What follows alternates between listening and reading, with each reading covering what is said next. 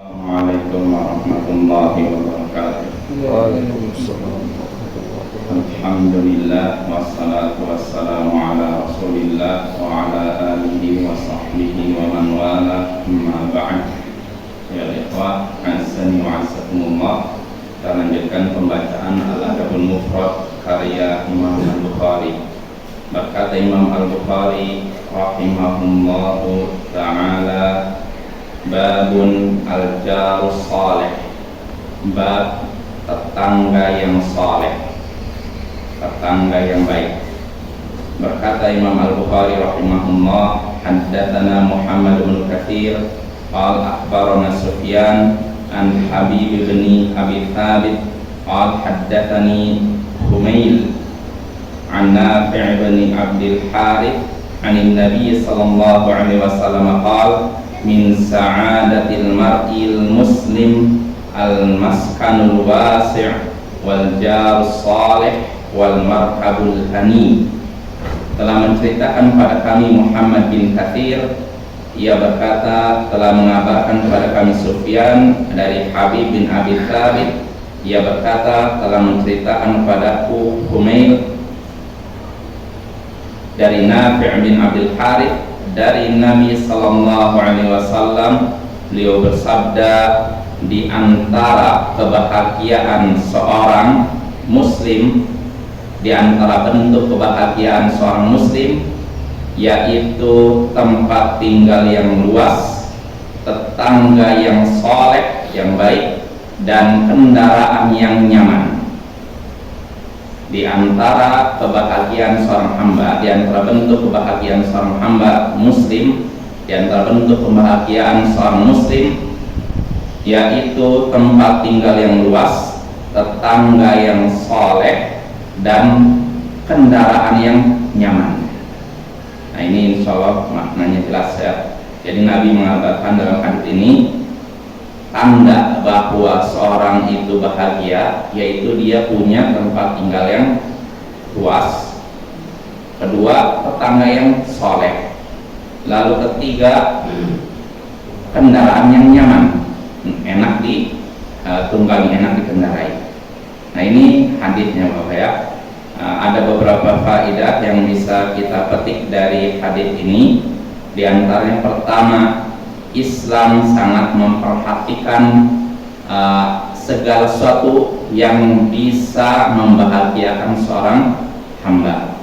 Islam sangat memperhatikan segala sesuatu yang bisa membahagiakan seorang hamba di dunia dan akhirat.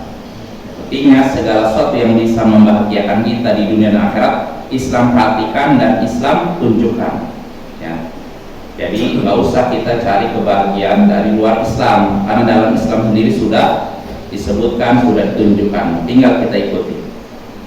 Nah, itu faedah pertama. Lalu faedah kedua yang bisa kita petik dari hadis ini juga, memiliki tetangga yang soleh, atau faedah pertama, memiliki rumah yang luas, tetangga yang soleh, kendaraan yang nyaman. Ini merupakan nikmat besar dari Allah yang harus disyukuri. Mempunyai rumah yang luas, tetangga yang baik, dan kendaraan yang nyaman, ini merupakan nikmat Allah yang besar yang harusnya disyukuri oleh hamba yang mendapatkan nikmat tersebut. Ya, contohnya pertama, rumah yang luas. Ini nikmat yang besar, karena rumah yang luas artinya rumah di mana anak dengan orang tua bisa dipisahkan, anak laki-laki dan perempuan bisa dipisahkan. Jadi tidak, karena makin bercampur di situ makin tidak bagus. Dalam Islam harus dipisahkan antara orang tua dengan anak laki-laki dan anak perempuan, jangan bercampur. Apalagi kalau di situ ada juga misalkan mertua atau ada misalkan ipar, wah itu lebih parah lagi Bapak ya. Jadi makin luas makin baik ya, kalau memang memungkinkan. Dan menurut kesehatan pun memang kalau rumah luas dengan rumah sempit lebih sehat rumah luas ya. Nah, ini nikmat pertama, rumah yang luas. Lalu tetangga yang soleh, ini juga nikmat ya. Kalau kita tinggal lalu tetangga kita adalah orang yang suka menggunjing, orang yang suka menyakiti, hidup kita terasa sempit kan.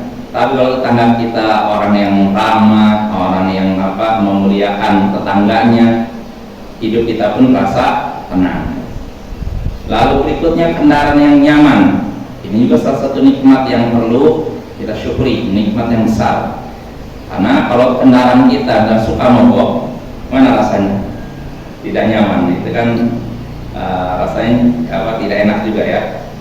Nah itu faedah kedua. Lalu faedah ketiga yang bisa kita petik dari hadis ini, dan ini faedah terakhir, lingkungan bisa mempengaruhi keadaan seorang hamba. Kalau lingkungannya baik, maka keadaan seorang hamba bisa baik. Tapi kalau lingkungannya buruk, maka bisa mempengaruhi keadaan seorang hamba menjadikan keadaan seorang hamba menjadi buruk. Ya, contohnya dalam hadis ini, di sini Nabi menyinggung tentang lingkungan kan. Pertama rumah, lalu tetangga, lalu kendaraan. Nah ini semua kalau baik akan berpengaruh pada kehidupan kita. Tapi kalau buruk, rumahnya sempit, terus tetangganya buruk, kendaraannya tidak nyaman, ini semua bisa mempengaruhi hati kita dan jiwa kita ya.